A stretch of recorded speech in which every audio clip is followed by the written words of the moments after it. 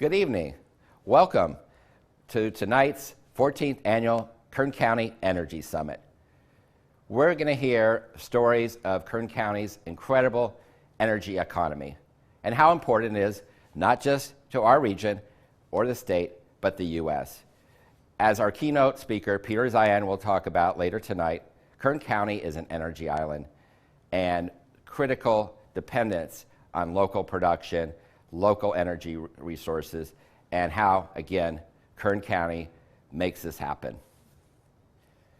We'll discuss all industry sectors, but if we look at our economic portfolio, you can see how important energy is.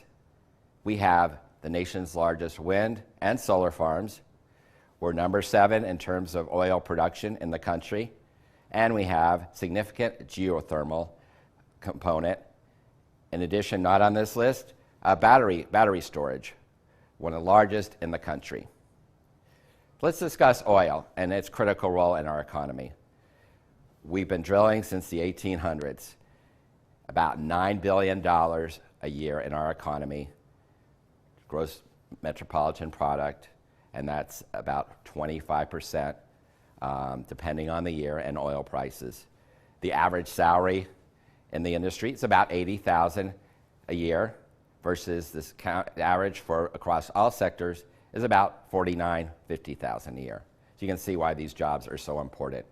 And then if we drill down, no pun intended, or perhaps so, we see the jobs, but also indirect and induced, those ancillary industries that are supported by direct jobs in the field. Output, $1 million. Output produces 5.8 jobs. And in terms of the 8 out of 10 largest county taxpayers are energy companies. So you can see why this is critical to our economic stability. We have about over 70% of active wells in the state are in Kern County, and in terms of natural gas, we have almost 78%. The state is really dependent on our county for its energy needs. In terms of oil production in the U.S., Kern County is ranked in the top 10, number 7, about 9.9 million barrels a month. Kern County 5-6 years ago was number 1. However, counties in New Mexico, North Dakota, and Colorado, their output production has increased 3, 5, 10-fold over the last 5 years. And we'll discuss some of the reasons behind this decrease in production over the last 5 years. As we look at demand for petroleum, California as a state, over 650 million barrels a year of demand. If we were a country, we would rank 3rd in terms of that demand.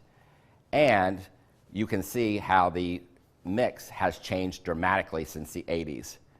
And in fact, in the 80s, we were basically using local product to fuel our state. However, that's changed dramatically. We've gone from about 5% of foreign supply to over 50%. You fold in Alaska, about 70% of our oil is not produced in the state. As Peter will mention tonight, being an energy island, what are the costs behind that? Our dependence now, more than ever, on foreign oil from countries like Saudi Arabia, Ecuador, Iraq. Not just the transportation, the emissions created by taking that oil, sometimes over 10,000 miles across the world, but also looking at the human rights and environmental rights of those countries, the records of those countries, as opposed to the U.S. And it should be noted, California has the strictest regulations on oil production in the world. Let's discuss our incredible renewable energy sector. Actually, we have been recognized as the top county for renewable energy capacity in the country.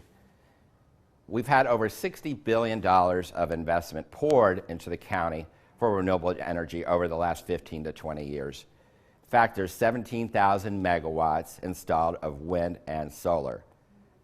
We have in the pipeline additional 3,000 to 4,000 of wind and solar projects. And then, in addition, we have 6,000 to 7,000 of battery storage projects. Remember, I mentioned earlier, we will have the largest energy storage facility in the country.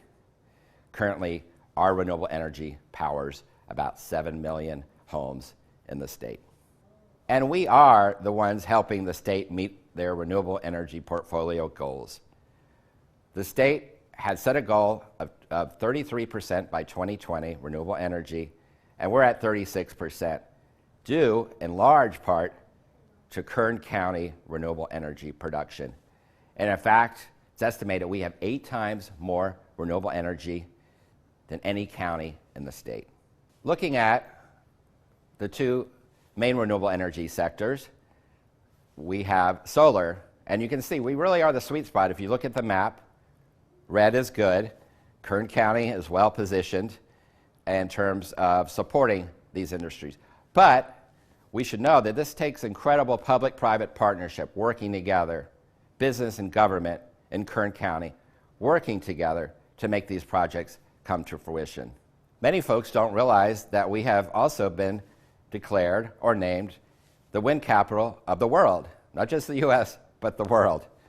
And you can see we have about 4,500 wind turbines installed in our county. That's about 10% of the total installations in the US, and actually more than the entire northeastern US. Well, enough facts and figures for me tonight. Now we'll hear from the experts on why Kern County continues to be well positioned to embrace all forms of energy, creating an energy independence, security, stability for the state. Thanks for tuning in tonight. Hi, I'm Scott Drury, the newly appointed CEO of SoCalGas. It's a pleasure to be speaking with you today and to be part of the Kern County Energy Summit. We love all the great work, support, and innovation that Kern County continuously produces. So thank you again for all you do for the energy industry in California. Also, a special thanks to the Kern County Economic Development Corporation for hosting all of us. I've been part of the Semper Energy family of companies for a little more than 30 years, and I've had a range of positions, including most recently as the president of San Diego Gas and Electric. I was fortunate enough to have a few assignments earlier in my career at SoCalGas, and I couldn't be more excited about the opportunity to be back as Chief Executive Officer. SoCalGas is a tremendous company, serving 22 million consumers, demonstrating strong values and high community engagement. Anyone that's had the pleasure of working with or for SoCalGas will tell you that the culture and the pride of this organization in serving consumers is second to none. Our people are deeply committed to living our values and engaging in the communities that we're privileged to serve. We are also squarely focused on leading the industry in building the cleanest, safest, and most innovative energy company in America. Though not without its challenges, it's a very exciting time to be in energy, especially in California. California leads the country in ambitious clean energy goals. Achieving these goals is predicated not only on world-class innovation, but in making sure these innovations work in an integrated and in a synchronized way, and that they are cross-cutting in supporting further advances in clean electricity, clean gases, and clean transportation. The innovation of clean energy technology, storage, distributed resources have moved at great speed. At SoCalGas, we've been focused on advancements of renewable natural gas, hydrogen fuel cells, and power to gas, where we're actually able to store excess wind and solar energy in our pipeline infrastructure by converting it to hydrogen. There are many projects around power to gas, particularly in Europe. However, we're very proud to be one of the leaders in bringing this technology to the United States. We're currently partnered with the University of California, Irvine to launch the first power to gas project, which has tremendous potential to help the state of California achieve its climate goals. In the area of renewable natural gas, there are tremendous innovations that have been led by our company in partnership with many stakeholders, including a number here in Kern County. We're actually able to take waste, much of it today from dairy farms, and convert it to energy and avoid releasing methane into the atmosphere. We've set goals to achieve 5% RNG in our system by 2022. And we're on track to achieve those goals. But we're not stopping there. We've set our sights on reaching 20% RNG by 2030. You know, right now, 90% of the gas used in commercial transportation is RNG. That's a tremendous accomplishment. In the heavy-duty truck sector, using RNG is actually carbon negative. Hydrogen gas is one of the most exciting new advancements that is poised to take hold in the coming years. This is mostly due to the investments that we're seeing in infrastructure that's critical to creating a solution at scale in areas such as consumer and commercial transportation. We're proud to work with others in this space who are committed to advancing this in transportation, as well as for uses in homes and businesses. It's a revolutionary step. Kern County is at the center of many of these groundbreaking innovations. It has a number of renewable energy projects in various stages of development. From application submittal to certified environmental impact reports and projects under construction. Thank you for your leadership. This is really, really exciting. At SoCalGas, over 22 million people rely on us to help keep their energy costs low. And while we're in the process of transitioning to all of these new and exciting innovations that are literally changing the world, we have a duty and an obligation to manage the cost of energy to our consumers and our state. At SoCalGas, we're excited about the future and the opportunities to make the world a better place. Thank you for having me, and thank you again to the Kern County Economic Corporation for your continued leadership and support.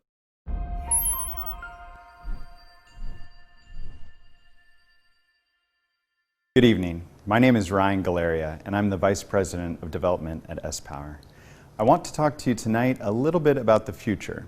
Why the future? Well, mostly because 2020 has been a complete mess. So let's not dwell on that. Let's look towards creating a brighter, better tomorrow. As I mentioned, I'm here tonight representing S-Power. And for those of you who don't know us, S-Power is a pan-renewable, independent power producer, which means we develop, own, and operate wind, solar, and energy storage facilities throughout the United States. In less than a decade, S-Power has built a portfolio of more than 2 gigawatts of projects across 150 renewable generation systems, which produce enough electricity to sustainably power more than 1.5 million homes each year. In Kern County alone, we operate more than 280 megawatts of projects today, with over 400 megawatts in development and untold future potential. We exist to power the nation's future with renewable resources. From our computers to our cars, the future is electric. Our vision is to be the nation's leading integrated renewable energy independent power producer. Recently, our parent company, the AES Corporation, finalized an agreement to merge the S-Power development platform with AES's US-based clean energy development business. This is going to allow us to leverage our combined best-in-class renewable energy platforms to accelerate the scale and speed of this transformation. And the future is not only electric, the future is also sustainable. We see a future where energy is local, safe, abundant, and affordable, where the US can achieve energy independence through just the wind and sun, and where power is reliable and prices are stable. Now, I could spend all day touting the environmental benefits of renewable energy, telling you about how we can leave the next generation with cleaner air, cleaner water, and limit the effects of energy production on our environment and our climate. But this isn't an environmental summit. And even though I'm a card-carrying, grade A tree hugger, I'm here to talk to you about the economic benefits of renewable power. We provide communities with reliable, affordable energy while producing long-term value for our partners and our investors. Our projects utilize efficient capital and deliver stable cash flows. To date, we've invested over $1 billion in our California projects, and that's just the tip of the iceberg. In the coming years, billions more will be invested in renewable energy here, and Kern County is poised to continue to be an energy leader. S-Power's renewable energy projects in the state of California have created more than 8,000 construction jobs and have generated over $150 million in wages to local employees. And these aren't just jobs, but careers in highly paid, highly skilled trades. We've partnered with unions across the state to develop the premier workforce in the country, from electricians to iron workers, laborers and carpenters, operators. All working together, we have created a change in both the economic and energy landscape. Now, these jobs underpin the foundation of an economic development opportunities created by the renewable power industry. I've personally witnessed our project's impact on communities and our economy. Introducing utility-scale generation projects to a community not only puts thousands of people to work, but contributes investment in all manner of local small businesses, from equipment suppliers to shops and restaurants, gas stations and hotels. The impacts are far-reaching and significant. In the long term, solar, wind, battery storage projects can guarantee a community's economic security in ways that traditional energy sources just cannot. Through our long-term power contracts, our partner communities can count on renewables to contribute to local economies for decades to come. And the addition of different resources and energy storage technologies is creating a more resilient and more reliable power grid while keeping costs low and consistent. Apart from our ongoing development and operation of projects in Kern County, what excites us the most are profound relationships we've made here. Working with the Kern Economic Development Corporation has led to our involvement in events like the Symposium and the State of the County Dinner. We take pride in the support we've provided to various Kern County organizations, ranging from the Kern County Sheriff to the Rosamond Little League. And we look forward to continuing to give back to this incredible community as we continue these partnerships. Tonight, I again want to thank you for your support as we endeavor together to create a more independent, safer, cleaner, brighter, and more prosperous future.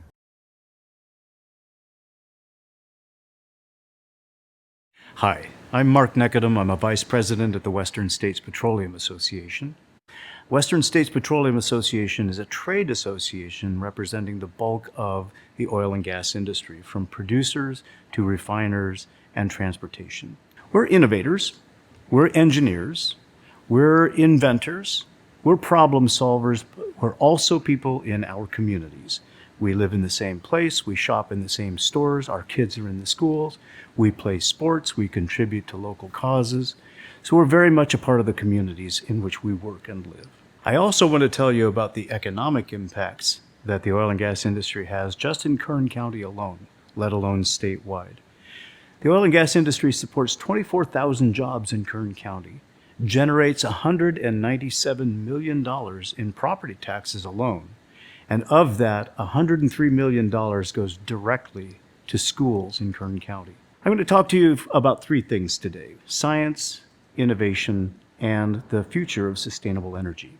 Part of our challenge right now is working in a policy environment that has narrowed the options, and dangerously so for many Californians. And we're worried about this. We're worried about people who have to drive to work, who have to choose to get their kids to school, who are choosing between having to buy one kind of truck or another kind of car. And very few people are able to afford the electric vehicles that are part of the vision in California, but they're not the whole story. That's where we need to have a serious conversation. And what we are doing in the oil and gas industry is sitting at the table with the people who have visions for the future. We may or may not agree, but we want to base those arguments on science and on facts. When it comes to our policy discussions about all of the above energy strategy, very often even our policymakers and our legislators don't really understand how the energy industry works, what the investment strategies are, and how research and development is very much a part of the platform that we bring together every day to make innovations in sustainable energy futures. Here's the issue we have with the governor's executive order. It picks winners like electrification. It has bans on practices that are actually allowing us to be much more efficient and less carbon intensive in our development of our oil and gas resources. We also have a leapfrogging going on, which is very hopeful and very aspirational, but moving totally to electric cars in a mere 15 years, most of us think is totally unrealistic. California cannot abandon its long-standing leadership in all of the above energy and all of the above climate mitigation. We have to do it, and we have to do it with an industry that really understands how to take research and development, turn it into technology, put projects on the ground, and make future investments that last for a very, very long time for all of our benefit and all of our communities. I want to talk to you about innovation in the oil and gas industry. In Southern California and in Kern County, we have major players like ExxonMobil, Chevron, Berry Petroleum, Era Energy, California Resources Corporation doing major innovations in the use of multiple forms of energy to develop our transportation fuels and other resources from the petroleum industry. We're also seeing a lot of innovation and research and development in the world of how do you get more energy out of that molecule of oil and gas and use it in a way that's responsible and then deal with the environmental consequences of excess carbon in the atmosphere. This is where many of our oil and gas companies are excelling in their research and development and putting projects on the ground. Projects like carbon capture, utilization, and storage, which takes carbon dioxide out of the atmosphere or out of the waste stream in a smokestack, concentrates it, and then pumps it underground for storage, not just as gas and storage, but combining with the rocks so that it stays underground for a very, very long time. That's the carbon capture, utilization, and storage that needs to be part of California's energy policy in order for us to have a thorough, all of the above strategy. When we talk about a sustainable energy future, we're talking about safe, reliable, and affordable energy. That can sound a little abstract. Let me tell you from my personal experience working all over the world as both a scientist and a policymaker, I have seen energy poverty. I've seen it in Russia, I've seen it in Brazil, I've seen it in Latin America and Africa. And I will tell you where energy poverty exists, you do not have a sustainable energy future. When we talk about safe and reliable, we're talking about social equity. That's terribly important to me globally, but it's also important to me where I live. And in Kern County, we all know that there are many people who are really struggling to make sure that they're able to feed their family, put gas in their car, get their kids to school, take care of mom and dad, and at the same time, make a better future for their kids and their grandkids. That to me is social equity. Here's the problem we're trying to solve. Any major complex issue like our sustainable energy future is going to have unintended consequences all over it. We have to have open and honest conversation with each other from all voices in order to solve these problems as we move forward. This is the kind of work that happens based on facts, not on fears. We're going to move toward our collective energy sustainable future because we're going to work together with open and honest dialogue. If you're watching this, it already tells me that you're interested in sustainable energy policy. And I want to make sure that you know that there's a dialogue that can be open, that can be at any table, locally or at the state level or even nationally. We want to invite you in. We're dedicated to making sure this dialogue remains open and honest.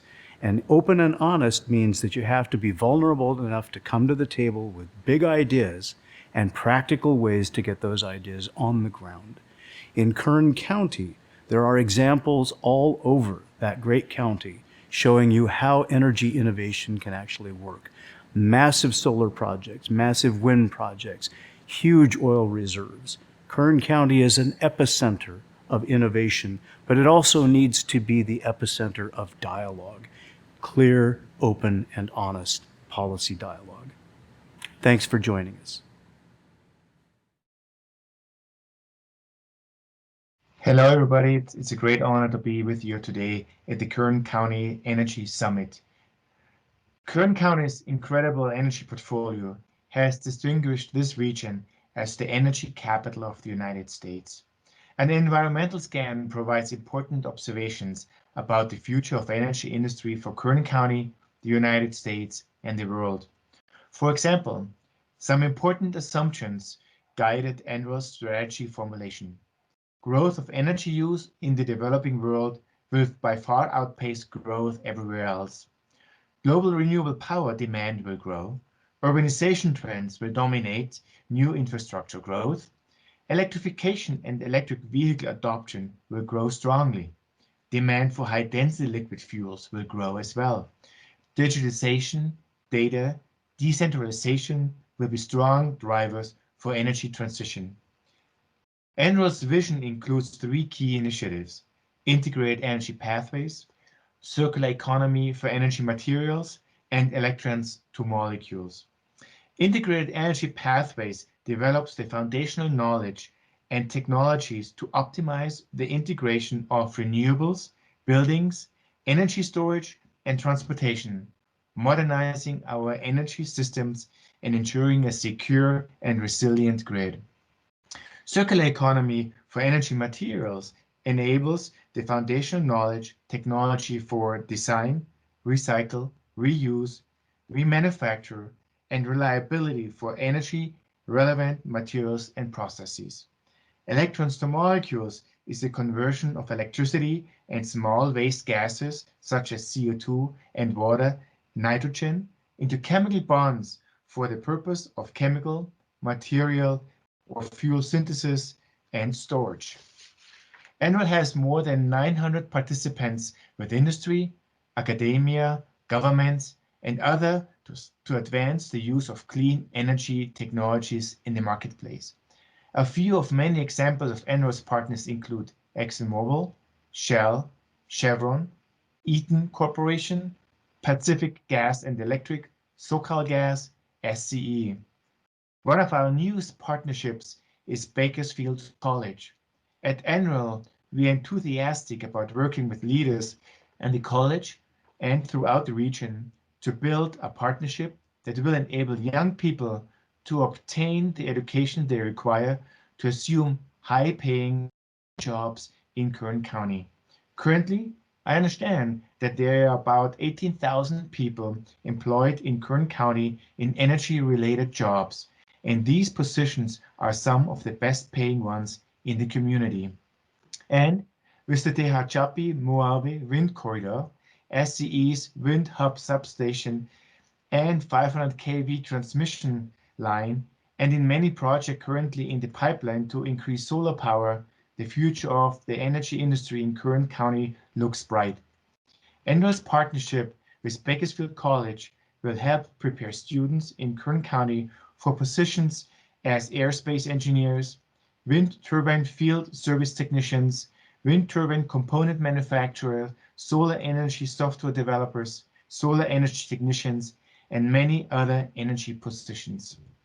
At NREL, we look forward to help local leaders develop a next-generation energy industry workforce of young people who will stay in the community and build a happy and prosperous future for themselves and their family in Kern County.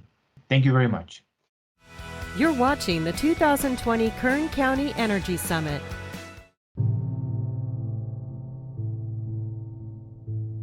We don't have to do things the way that they've always been done. If something makes sense, do it. The energy marketplace is changing. The cheapest form of new generation you can build is wind energy. The second is sun. I've been waking up to be at work at sunrise every day for the past 5 years. I would have never thought graduating college in 2008, I'll be doing this in 2020. And then I came out here and I'm like, so it's real. Right now, the cost per kilowatt hour of renewable energy is less than coal, less than natural gas. It's creating economic growth in some of these areas that have been hardest hit by the recession. We're coming into communities and hiring people. We become a member of the community. We invest in the schools. It gives us greater commitment to where we work. With a solar system, they just bring revenue, right? They bring opportunity for somebody to build that facility. When we have items come to the Planning Commission, specifically solar items, you see those workers, you see those laborers there saying, you know, without these projects, I may not have a Thanksgiving. We see a real need for family wage jobs. The nation's largest wind and solar farm are in our county. And the great thing is they offer construction jobs for, average project 500 to 800 folks. We believe Sacramento and frankly the U.S. should recognize what we're doing in renewable energy. Kern County is really setting the pace. Because guess what? It's a competition. I mean, we're competing not just with states or regions, but the world.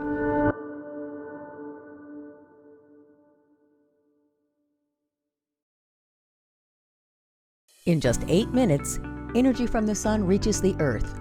We take it from there. 8-Minute Solar Energy was founded on the vision to make solar the lowest cost, most reliable form of energy powering the planet. And we're committed to working with partners and communities across Kern County to achieve this vision while creating long-lasting economic growth. Energy should be clean, cheap, and dependable, day and night. 8 Minutes projects in Kern are proving that solar, paired with battery storage, can do just that. Building on the region's long history in energy innovation and leadership, the future of energy is being shaped right here. 8-Minute Solar Energy, a team of innovators, engineers, and scientists. We are dedicated partners and good neighbors, turning sunlight into energy to power the lives of millions of Californians.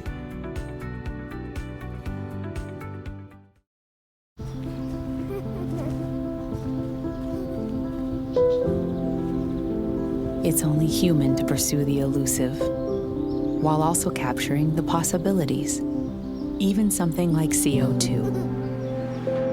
Over the last decade, Chevron has spent over $1 billion on carbon capture projects and is investing in startup companies working to transform carbon into new forms of energy. The Blue Tech Valley Initiative sparked an exciting movement to make the San Joaquin Valley the place to launch a business. A place where the most innovative thinkers can come together with experts from science, industry, and education to develop and market products to help solve the water, energy, and ag challenges facing the world today. The Blue Tech Valley helps entrepreneurs turn their vision into real-world solutions through the Water, Energy, and Technology Center at Fresno State. Join the movement. Learn more at bluetechvalley.org. You're watching the 2020 Kern County Energy Summit. Good evening. Welcome today to the Energy Innovation Panel. I'm happy to have Helle Peterson with the Water Energy Technology Center at Fresno State and Ken Haney with CRC, California Resources Corporation. And let's kick it off right away. And Helle, let's talk about the wonderful things happening at Fresno State and in terms of water, energy, convergence, and how that impacts not just the Valley, but the U.S., and what is your role at the Water Energy Technology Center? Well, thank you, Richard, first of all, for having me here today. It's always an honor to be part of the Energy Summit that we have now been part of for a few years. So the Water Energy and Technology Center, as you mentioned, is based on, or is located on Fresno State, and we work with water, energy, and ag technology companies, startups, enterprises in that space that have a technology they want to commercialize. Our goal is really to bring some great technologies to the Valley to solve some of the issues that we see here, all the way from Kern County up to Fresno, Sacramento, basically all of California, and then also with the same time provide some good job opportunities in some of these new technologies that are coming out. We do have a video that shows the WET Center and the work we're doing there, so let's take a look at that. Located in the heart of California's San Joaquin Valley, the WET Center is on a very important mission to grow healthy businesses. Water, energy, and ag tech ventures become part of the WET Center with one clear objective: to develop their innovative ideas into commercially viable products and services. Since 2016, we have supported more than 100 entrepreneurs, resulting in over $130 million in funding raised and 350 jobs created through close to 2,000 hours of coaching and mentoring. The WIT Center's collaborative efforts are focused on identifying problems and finding solutions for some of the world's most pressing challenges.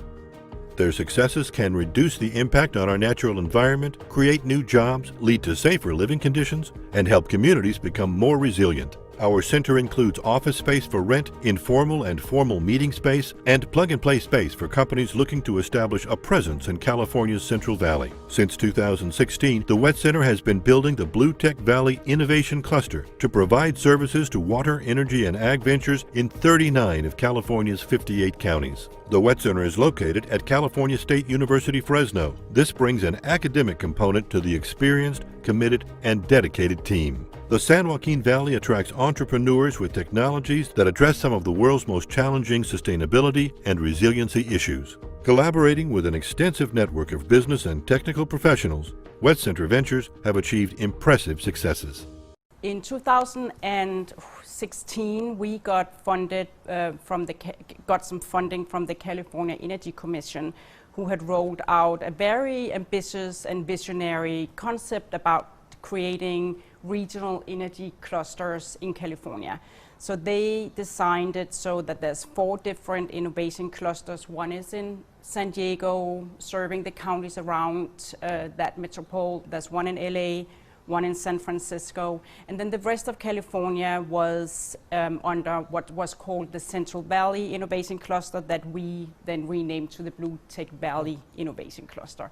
And the purpose of that is really to provide services, either testing, demonstration sites, business services such as incubation, acceleration, trying to find funding or grants that can help these entrepreneurs cross the valley of death and get closer to commercialization of that technology. And the benefit is really to find new ways to support the California ratepayers, either with more reliable energy, cheaper energy, more efficient energy, and also help reduce the green gas emissions as well. So it all fits into the vision as well for California in terms of renewable energy.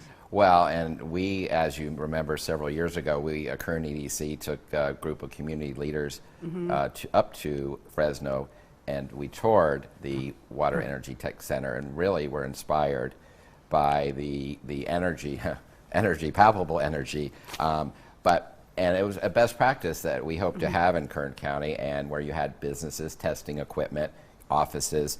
You had, I think, 20 companies that are located in that center, and it was something that we, again, came back. We were discussing how do we have something like that in Kern County, but you recently won an EPIC award for that center. If you could tell the audience what we did. We won. It was the Department of Energy under their EPIC program that had sent out a call for a competition to provide additional services and really create a center for excellence for incubation of energy technologies. So we were one of, I can't remember how many winners there were, maybe 24 or something like that, nationwide that won this prize. And what we really pitched was we looked at the ecosystem that we have that is pretty robust and vibrant. We work with government, we work with a lot of different local and regional entities, private industry, of course, entrepreneurs, academia. But what we really are missing is the access to capital. So our pitch in that competition is how can we strengthen that piece? How can we get more of that very, very critical access to capital for these entrepreneurs to really move that technology forward? We do have a few pieces in place. Actually, the California Energy Commission have 2 very, I think, crucial programs. One is called CalSeed, which is funding very early stage, actually prior to prototype technologies at that stage, with up to 150,000, and then you can go for another round that's 450,000. And then a newly started program that's called CalTestBed that allows entrepreneurs with technologies to test at one of the California university sites. So UCLA, Berkeley, Irvine, all the UCs are part of this. So you get a voucher and you get paired with a group of faculty and also access to the facilities, and then you can test and demonstrate your technology using those assets. Well, and as most of us know, 8 of the top 10 ag regions or counties in the country are in the valley. Yeah. And it's critical that we, this industry is essential in terms of wage income, tax revenue, and let's discuss SGMA, which is Sustainable Groundwater Management Act, and how important initiative that you're involved with will, opportunities as well as challenges moving forward for the industry. So yeah, so it definitely is, SGMA is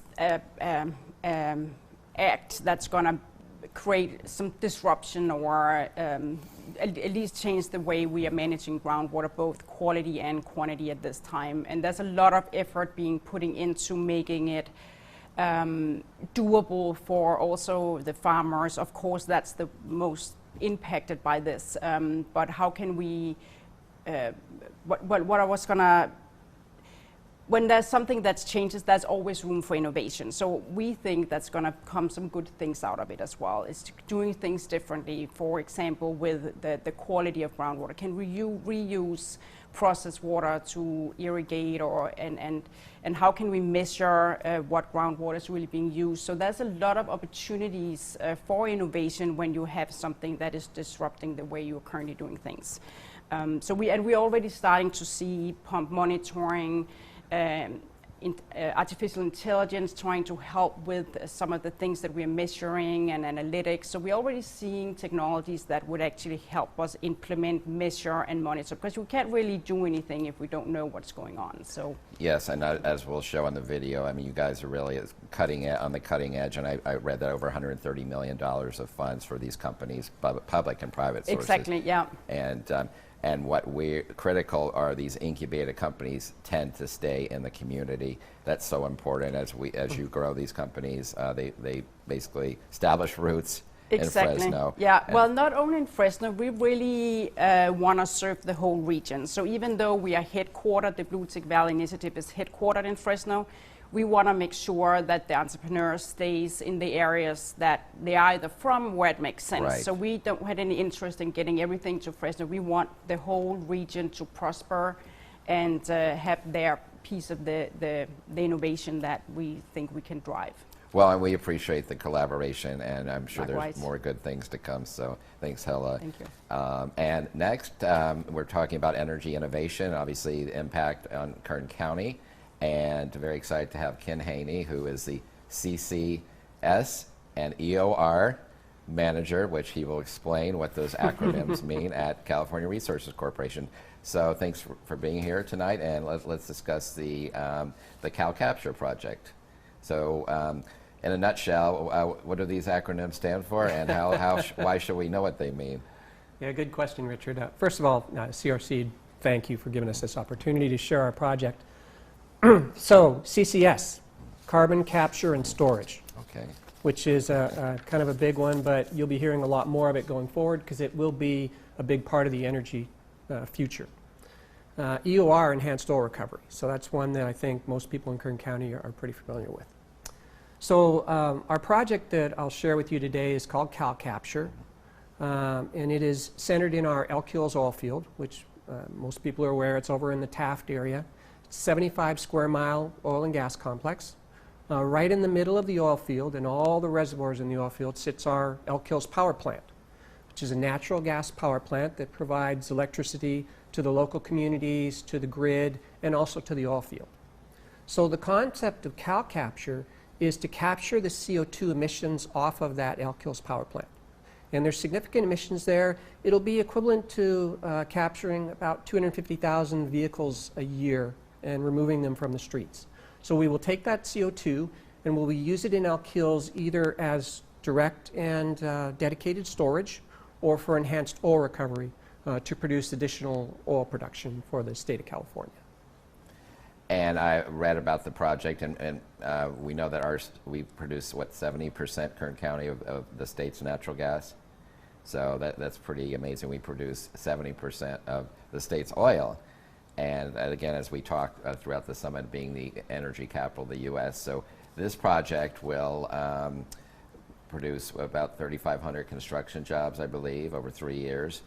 And of course, I'm an economic developer, so I always look at the economic impact, and then 150 full-time jobs. And in terms of capital investment, what are some of the other economic impact figures that you can share with us? Yeah, so close on the economic impact. So the construction period for the actual capture plant will be 3 years, and we're talking about close to 4,000 jobs a year for those 3 years.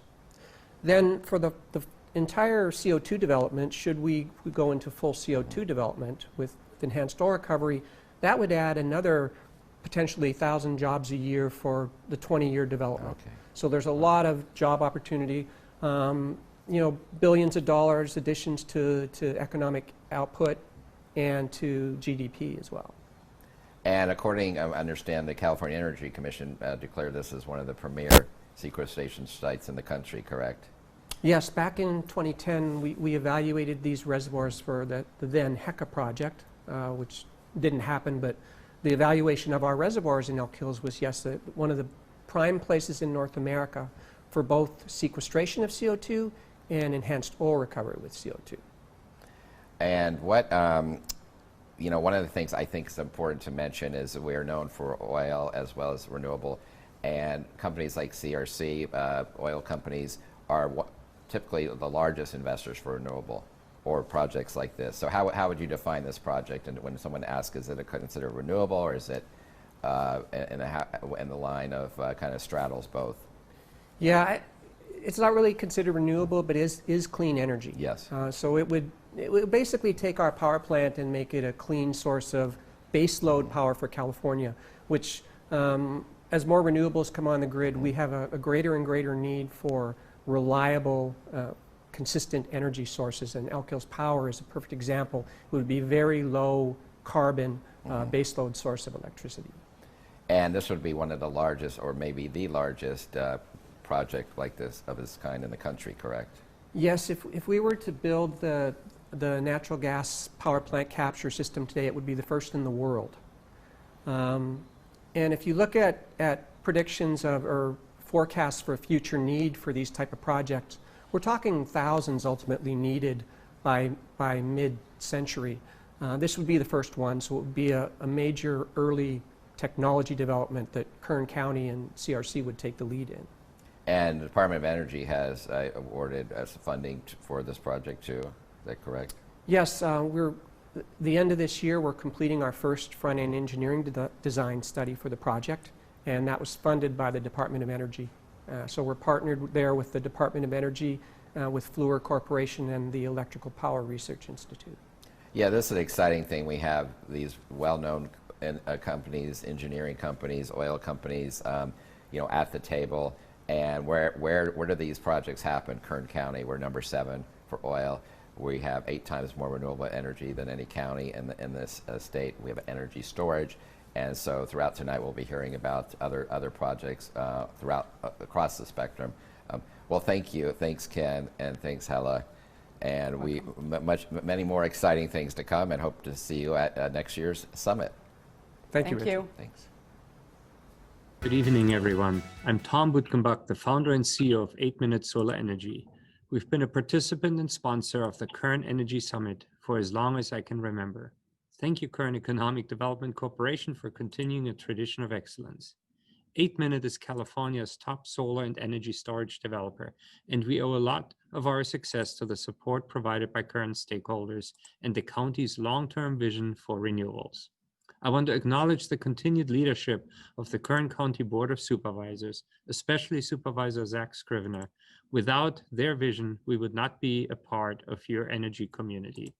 To date, we've brought online over 500 megawatts of utility-scale solar in Kern, with several more gigawatts in our pipeline that we hope to develop and construct over the next 5+ years. Our operating projects, including the Springbok cluster near California City and the Redwood Solar cluster just outside of Bakersfield, have created substantial economic benefits, including thousands of construction jobs and many more indirect jobs. Today, these projects are providing low-cost, clean electricity all over California. And it's not just about the number of megawatts online, but the role of these projects in pushing the industry forward. For example, our Eland project, to be built outside of California City in eastern Kern County, will be one of the largest solar projects in the world and has set the record for the lowest cost solar and energy storage projects in history. The price of solar is under 2 cents a kilowatt hour for 25 years fixed. Combined with enough storage to power 1 million people day and night, it is still under 4 cents a kilowatt hour. This is cheaper than gas generation. Projects like Eland are proving that solar can deliver electricity for less than the cost of a gas-fired power plant, not only when the sun is shining, but also well into the evening and night hours. This is a first of its kind. adding to Kern's long history in energy innovation and leadership. We know we have more work to do and are committed to fully realizing Kern's vision for solar energy. And without the leadership of Lorelei Oviatt and the county's Planning and Resource Department, it would be that much harder. Thank you for the relationship and business-friendly environment that we enjoy.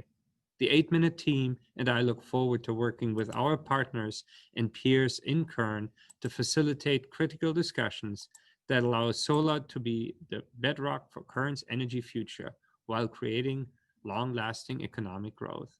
We could not be prouder to be one of Kern's leading developers and look forward to shaping the future of energy together.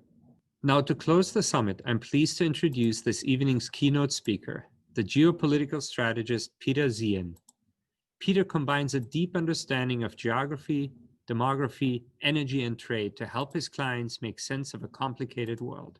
Fortune 500 companies, trade associations, policymakers, and government agencies at all levels regularly rely on his expertise. Peter is also a critically acclaimed author. His first 2 books, The Absent Superpower and The Accidental Superpower, are recommended by Mitt Romney, Ian Bremmer, and Fareed Zakaria. His latest project, Disunited Nations, became available in March 2020. Join me in welcoming Peter. Good evening, everybody. Peter Zien here. You remember me from 2018 and 2015. It is good to be back, even if it's in the virtual format. We don't have a lot of time today, so we're just going to talk about the end of the world and what's next. We go into details next time when I see you in person. We're going to start with this graphic of the Mexican demography. Now, this is what we consider a standard system. Lots of children, fewer young adults, fewer mature adults, fewer retirees. Simple mortality builds it into a pyramid. Now, when American policymakers look at something like Mexico, we really like what we see. We see a lot of young workers who don't compete with our workers. Our workers are more highly skilled than people in their 20s in Mexico. But in addition, all those young people are buying lots of things, especially American exports. So Mexico became our top trading partner in 2019. It's a position they will not give up in our lives. This is something we like. This is something we don't like quite so much. This is Germany. Here's a country that had a baby bust 50 years ago. And now you've got German engineers in their 50s and 60s with 3 and 4 decades of experience, and they can outproduce anyone producing the highest quality goods out there, the sort of things that Americans normally are good at. In addition, there aren't a lot of 20-something and 30-something Germans, so the Germans have to export all that product elsewhere. That puts them in direct competition with the United States, and this is honestly one of the underlying reasons why the relationship is frayed. Now, from roughly 1980 to 2015, the world was in a sweet spot because all of the countries of the world were either like Mexico, consumption-led, or were like Germany, export-led. And because the United States was holding up the civilizational ceiling, everyone could trade everywhere. There was no problem shipping anything anywhere on the planet. It was perfect. It was the heyday of globalization. And look at China specifically. All those young people. Labor was cheap. They could build anything at cost. But 20 years later, we are all 20 years older. And here are the same countries 20 years later today. You'll notice that a lot of the consumption-led economies are now export-led. And a lot of the export-led economies are now post-growth. They've moved into a situation where they can neither produce nor raise taxes nor raise capital very well. And that's where everybody's going. And if that's the case, then this very concept of world trade is no longer economically viable. And in fact, this decade, the whole thing comes crashing down because of a lack of people. That's piece one. Piece two is you can only have a global system where trade is possible if you have a country that basically forces everyone to get along, forces everyone on the same side. And that's what the United States did during the Cold War and during the era of globalization from 1946 until very recently. But that requires a military footprint to prevent everyone from going to war with one another. And those days are over. This is total American troop deployments globally, broken down by region. And as you can say, it's been trending down for a long time. The United States now has fewer troops stationed abroad than at any time since the 1920s. And we are looking at remaining deployments in places like Korea and Afghanistan going to zero in just the next couple of years. I mean, it's over. which means that all of a sudden, security is back on the menu. Now, for the United States, this isn't a disaster. The United States is one of a handful of countries in the world that has a demography at home that allows it the option of not integrating with the rest of the world. It doesn't need to export to employ its people. It doesn't even need to import to get raw materials all that much. Everything can be held in-house. Now, there are a few other countries that do have decent-ish demographies, but there aren't very many, and they're all facing exactly the same problem right now. This is current coronavirus data. Anything that is above that double red line, that 50, that's new cases per million per day, 7-day moving average. Anything that's above 50, that means the virus has become endemic in your population, and the only way to get rid of it is a multi-month lockdown. Not like what we did in the spring, where about half of our population was locked down. A real lockdown, at least 90% of the population, something like what China did for 3 months. That's not a possibility. And look at the countries on this list. We've got France, the United Kingdom, India, Mexico, the United States, and Brazil. They're the 6th largest consumption-led economies in the world. In fact, aside from Australia, of the top 15 consumption-led economies, all of them are facing a degree of a coronavirus crisis. So even if the export-led countries of the world can beat the virus, they still don't have anyone to sell to. So with the Americans gone and the demographic page turning in just a few years, coronavirus has robbed the world of the time to transition to whatever's next. Most of the world will never get back to where it was in 2019. There's one country we need to talk about a little bit more, and that is China. Now, we saw their demographic picture there, getting old very, very quickly, the 3rd fastest aging society in the world, and check out what that's doing to their labor costs. Now, here are a bunch of Southeast Asian nations' weekly labor costs that I think are going to actually do well in the world that we're moving into. Here's Mexico, our closest neighbor, our closest partner, right in the middle, very competitive. They're in good shape. Here's the PRC. 11-fold increase in 20 years. Fastest labor inflation in world history. That's what the one-child policy does. They're running out of people. They're also running out of consumption. Now, when a developing country starts to really get going, there's 3 things that everybody wants. First, everybody wants a cell phone. Second, everybody wants a refrigerator. The 3rd thing that everybody wants is a car. And check this out. This is car sales in China year on year. Now, I would urge you to ignore that last bar, the one from January of 2020. At that point, China was going into a coronavirus lockdown. I don't think it's really fair to judge the retail sales in that sort of environment. But look at the 2 years previous. Chinese car sales have been negative for a long time, and this is supposedly the country of the future. This is supposedly the consumption superpower. No, that requires people. Most people purchase their first car in their 20s. Well, because of the one-child policy, China has half again as many 30-somethings as it has 20-somethings. We've already taken the first step off that cliff. Now, you're probably thinking, okay, well, the U.S. steps back. Can't the Chinese just step forward, provide global security for everybody, patrol the sea lanes? Well, that requires a navy. And people have noticed recently that the Chinese have a lot of ships. They actually have more hulls than the U.S. Navy is. But without being particularly grotesque, size matters.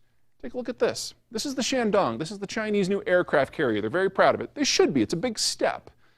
But the United States has 10 this size, and then we have another 11 that have like 5 and 6 times the combat capability of this guy. In fact, 90% of Chinese ships are incapable of sailing more than 1,000 miles from home.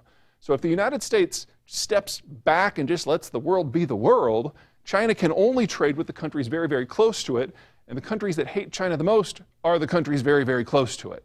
So don't count on that working. Then there's manufacturing. Now, this is a value-added map for where manufacturing components in the United States system comes from. That 1555 in the middle, that's total value-added manufacturing, 1.555 trillion US dollars. All the arrows that are coming in, all the other numbers, those indicate the value of the components that are coming from other places. The number is the value in US billions.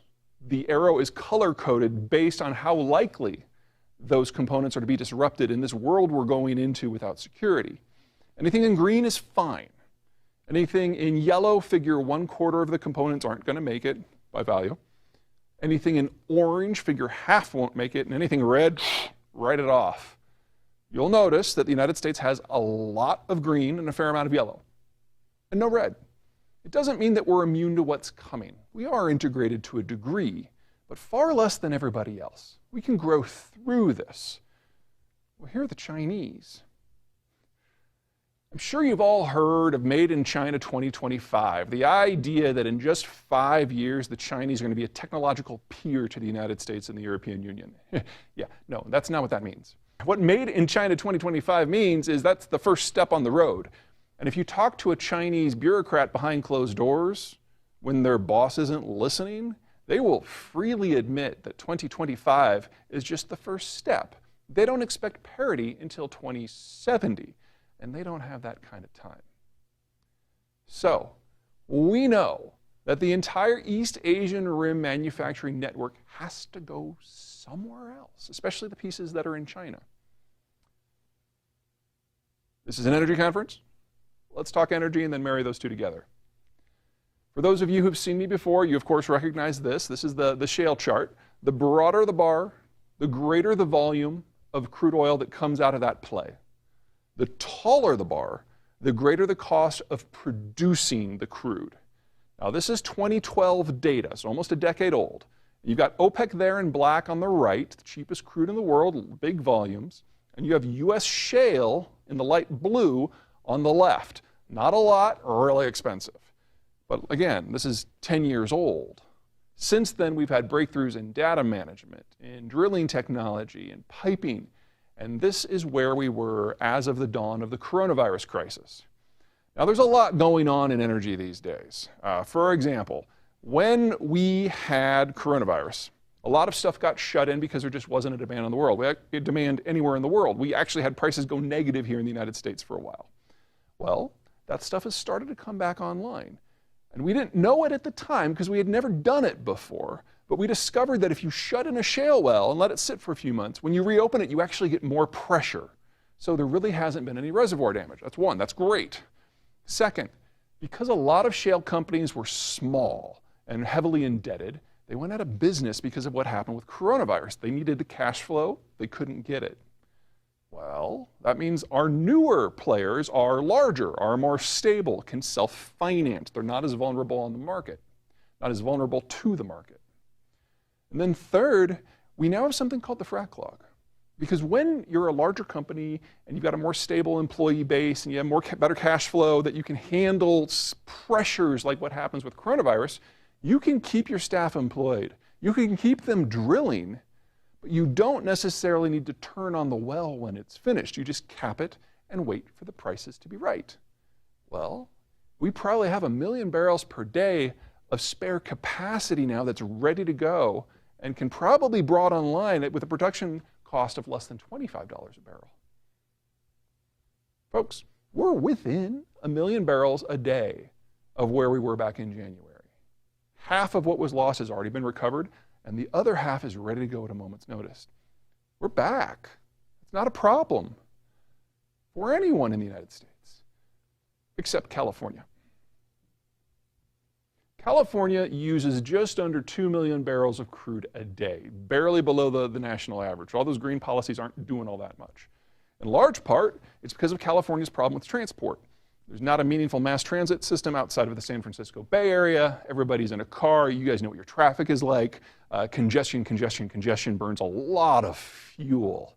So of that 2 million barrels per day that California uses, about half of that is imported from beyond the continent. And another half of what's left is imported from somewhere else within the United States, with the single largest chunk being Alaska. Well, we know because of environmental and reservoir concerns, the Alaskan output is going to zero. We also know that of the remainder, that 950,000 that comes from outside of North America, most of that is vulnerable to geopolitical disruptions. And we've all seen what happens in the 70s, and the 80s, and the 2000s when somebody starts shooting someone over oil. Until the United States goes in and clears things up, you have supply disruptions and prices skyrocket. Well, the U.S. isn't going to do that next time. And because of the shale revolution, the only state that's going to feel the pain is California. So, we have a huge reindustrialization wave coming to the United States. Think about what that requires. Greenfield sites, pro-business regulation, and preferably a tax structure that encourages people to move in rather than out. Does that sound like California? Which means California is set up for the worst of all worlds. It's not going to get the investment when it comes in. The tech manufacturing chain, which Silicon Valley has made its bones on, it's all over in East Asia. And it's all going to be coming back, but very little of it's going to come to California. And there's going to be an energy crisis in the not too distant future. And there's going to be a social crisis. Because of California's inability to get a meaningful transport network up and running, 90% of the oil that California uses goes into transport. It's gasoline and diesel. You think California has an inequality issue now? What happens when the next crisis doesn't just hit jobs? It hits the bread and butter issues that allow Californians to get around their daily lives. That's what's coming. That's bad. Unless you're in Kern County and you're the single largest source of crude remaining to supply the state. You want to talk about pricing power. It just doesn't get any better than that. Okay, that's a lot. I'm sure there's going to be questions. Go ahead and fire them off to the Kern County crew. They'll send them to me. I'll record a little video and get back to you as soon as I can. I hope everybody is having as good of a holiday as you can under these circumstances. Just bear in mind that the news on the vaccine looks really good, so hopefully the next the next 6 months is going to look better than the last 6 months. That's it. Take care, everybody. Bye from Colorado. You're watching the 2020 Kern County Energy Summit.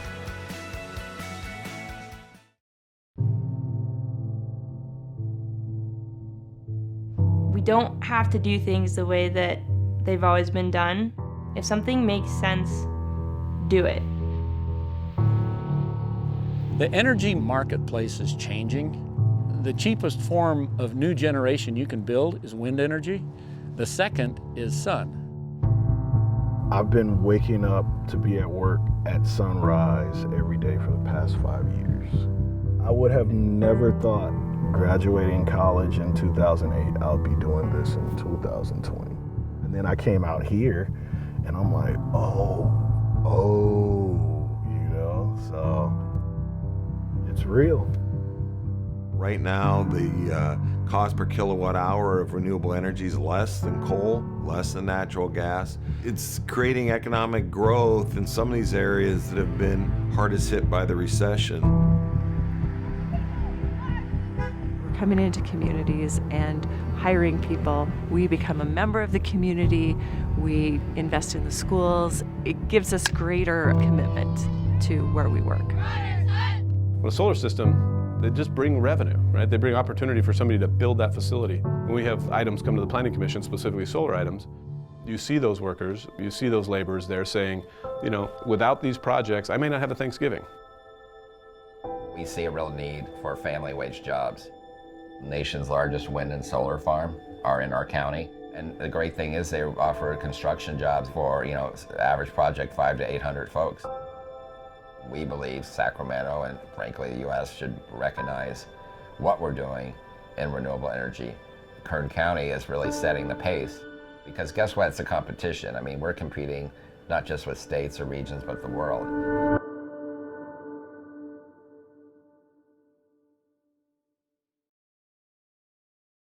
In just 8 minutes, energy from the sun reaches the Earth.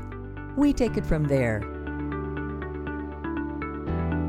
8-Minute Solar Energy was founded on the vision to make solar the lowest cost, most reliable form of energy powering the planet. And we're committed to working with partners and communities across Kern County to achieve this vision while creating long-lasting economic growth. Energy should be clean, cheap, and dependable, day and night. 8-Minute projects in Kern are proving that solar, paired with battery storage, can do just that. Building on the region's long history in energy innovation and leadership, the future of energy is being shaped right here. 8-Minute Solar Energy, a team of innovators, engineers, and scientists. We are dedicated partners and good neighbors, turning sunlight into energy to power the lives of millions of Californians. The Blue Tech Valley Initiative sparked an exciting movement to make the San Joaquin Valley the place to launch a business. A place where the most innovative thinkers can come together with experts from science, industry, and education to develop and market products to help solve the water, energy, and ag challenges facing the world today. The Blue Tech Valley helps entrepreneurs turn their vision into real-world solutions through the Water, Energy, and Technology Center at Fresno State. Join the movement. Learn more at bluetechvalley.org.